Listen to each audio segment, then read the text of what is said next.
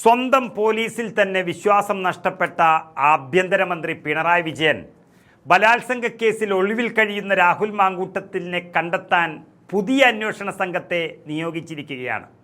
ശരിക്കും പറഞ്ഞാൽ ഒരു MLA പോലും കണ്ടെത്താൻ കഴിയാത്തയത്ര പോലീസ് സംവിധാനം തകർന്ന് തരിപ്പണമായിരിക്കുകയാണ് കേരളത്തിൽ. ആദ്യ സംഘത്തിൽ നിന്ന് രാഹുലിന് വിവരങ്ങൾ ചോരുന്നുവെന്ന നിഗമനത്തിൻ്റെ അടിസ്ഥാനത്തിലാണ് പുതിയ സംഘത്തെ ഇപ്പോൾ നിയോഗിച്ചിരിക്കുന്നത്. ഇത് വ്യക്തമാക്കിയിരിക്കുന്നത് ക്രൈംബ്രാഞ്ച് തന്നെയാണ്. രണ്ടാമത്തെ കേസിൽ പുതിയ അന്വേഷണ സംഘം പരാതിക്കാരിയുടെ മൊഴി രേഖപ്പെടുത്തും.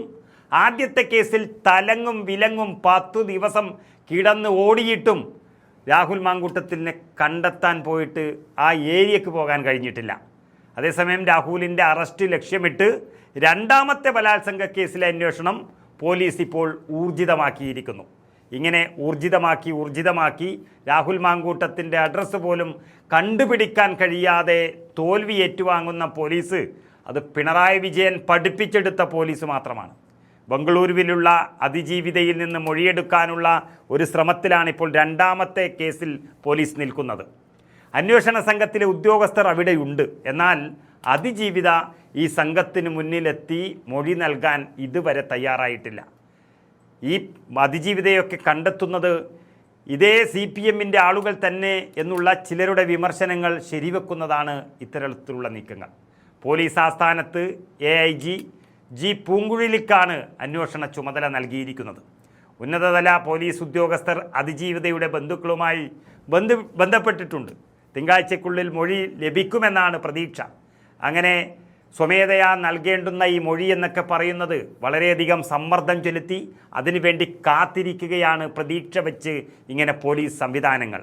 കേരളത്തിൻ്റെ പോലീസ് സംവിധാനത്തിൻ്റെ ഒരു ഗതികേട് ആലോചിക്കേണ്ടിയിരിക്കുന്നു. പരസ്പര സമ്മതത്തോടെയുള്ള ബന്ധമാണെന്നുള്ള തെളിവുകളെല്ലാം ഹാജരാക്കിയാണ് ആദ്യത്തെ പീഡനക്കേസിൽ രാഹുൽ മാങ്കൂട്ടം പ്രതിരോധിച്ചത്.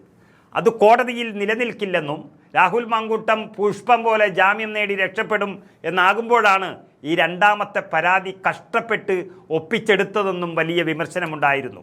ആ വിമർശനം ശരിവെക്കുന്ന രീതിയിലാണ് ഇപ്പോഴത്തെ പോക്ക്. ഒരു പരാതി കോൺഗ്രസ് നേതൃത്വത്തിന് നൽകുകയും അതുവഴി കോൺഗ്രസ് അറിഞ്ഞ പരാതിയാണ്, അത് നടപടിയെടുക്കണമെന്ന് പോലീസ് വലിയ ബഹളമുണ്ടാക്കുകയും CPM ബഹളമുണ്ടാക്കുകയും ഒക്കെ ചെയ്തതോടെ രണ്ടാമത്തെ കേസിൽ രാഹുലിനെ കുടുക്കാൻ നെട്ടോട്ടമോടുകയാണിപ്പോൾ പിണറായിയുടെ പോലീസ്. ഒരു ഗതികേട് നോക്കണം ഇവരുടെ. ഓരോ നീക്കങ്ങളും ഇങ്ങനെ പരാജയപ്പെടുമ്പോൾ അടുത്ത കേസ് ഉണ്ടാക്കിക്കൊണ്ടേയിരിക്കുന്നു, അതിന് പിന്നാലെ പോകുന്നു. 3-4 മാസമായി ഒരു MLA കുടുക്കാൻ പിണറായിയും സംഘവും ഇങ്ങനെ കഷ്ടപ്പെടുന്നത് രാപ്പകലില്ലാതെയാണ്. ഇതുവരെ ഒരു ചുക്കും ചെയ്യാൻ കഴിഞ്ഞിട്ടുമില്ല. തെറ്റ് ചെയ്ത ഒരാളെ പിടിച്ച് ശിക്ഷിക്കാൻ കഴിയാത്ത പിണറായി വിജയൻ്റെ പോലീസ് എന്ത് ഉത്തരവാദിത്തമാണ് ഇവിടെ ജനങ്ങളോട് കാണിക്കുന്നത് എന്ന് പറഞ്ഞു തുടങ്ങിയിരിക്കുന്നു ജനങ്ങളെല്ലാം തന്നെ. എന്നാൽ രണ്ടാമത്തെ കേസിൽ പരാതിക്കാരിയുടെ മൊഴി ലഭിച്ചാൽ അത്തരത്തിൽ ജാമ്യത്തിനുള്ള സാധ്യതയില്ലാതെ അറസ്റ്റ് സാധ്യമാകുമെന്നൊരു പ്രതീക്ഷയിലാണ് ഈ അന്വേഷണ സംഘമുള്ളത്.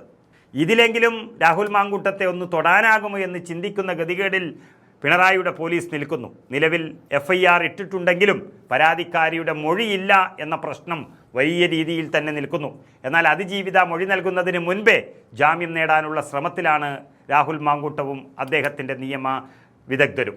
ഇതുകൊണ്ട് തന്നെ ഇതിലും പിണറായിക്ക് തന്നെ വിശ്വാസം നഷ്ടപ്പെട്ട പോലീസിൻ്റെ നീക്കം എന്താകും എന്നുള്ളതാണ് ഇനി കണ്ടറിയേണ്ടത്.